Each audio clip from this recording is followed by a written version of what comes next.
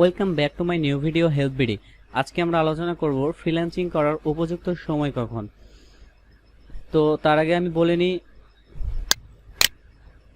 আমার এই চ্যানেলে যারা নতুন দর্শক আছেন প্লিজ আপনারা চ্যানেলটিকে সাবস্ক্রাইব করবেন ফ্রিল্যান্সিং বিষয়ক সকল তথ্য পেতে।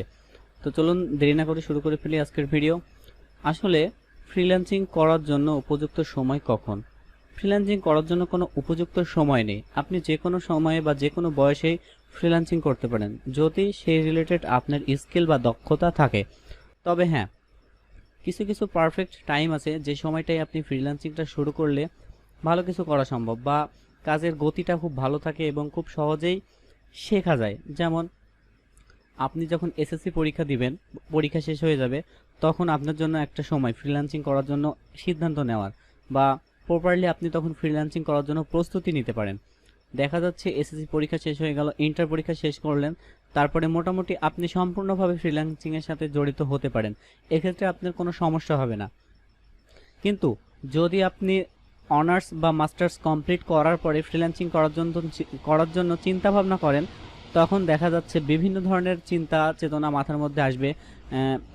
বাসা থেকে বলবে চাকরির জন্য, অনেকেই বোঝে না ফ্যামিলিগত, মানে গ্রামের অনেকেই বোঝে না ফ্যামিলি থেকে যে আসলে কি এখান থেকে টাকা ইনকাম করা সম্ভব কি না। এজন্য বিভিন্ন ধরনের চাপ তখন মাথায় আসে, এজন্য শেখাটা তখন প্রপারলি হয়ে থাকে না। একদিকে চাকরির টেনশন। তবে আমার মনে হয় ফ্রিল্যান্সিং করার জন্য উপযুক্ত সময় এসএসসি বা ইন্টারমিডিয়েট পাস করার পরে। এখন আপনাদের ক্ষেত্রে বিভিন্ন সময় থাকতে পারে, আপনারা যে কোনো সময় করতে পারেন আপনাদের সুবিধা অনুযায়ী, সেটা আপনাদের একান্ত পার্সোনাল ব্যাপার। তাই আমি বলবো, যারা স্টুডেন্ট আছেন, স্কুল লেভেলে পড়াশোনা করছেন বা কলেজে পড়ছেন, তারা এখন থেকে সিদ্ধান্ত নিতে পারেন এবং প্রপারলি ফ্রিল্যান্সিংয়ের সাথে যুক্ত না হয়ে সাম্যক জ্ঞান ধারণা নিতে পারেন এবং আপনাদের মেইন পরীক্ষাগুলো হয়ে গেলে আপনারা পুরোপুরিভাবে ফ্রিল্যান্সিংয়ে আসতে পারেন। আর বর্তমান যুগে ফ্রিল্যান্সিংয়ের কোনো বিকল্প নাই। ফ্রিল্যান্সিংয়ের ভবিষ্যৎটা খুবই উজ্জ্বল। যত দিন যাচ্ছে ততই প্রযুক্তির সেই ইনভেনশনগুলো বৃদ্ধি পাচ্ছে। এজন্য আপনারা নির্দ্বিধায় এই পেশা বেছে নিতে পারেন, কোনো সমস্যা নেই। আমি যেমন বেছে নিয়েছি, আমি ফ্রিল্যান্সিং ছাড়া অন্য কিছু করব না। তো এই ছিল আজকের আলোচ্য বিষয়। আগামী ভিডিও দেখার জন্য সবাই অপেক্ষা করবেন এবং সে পর্যন্ত সবাই ভালো থাকবেন।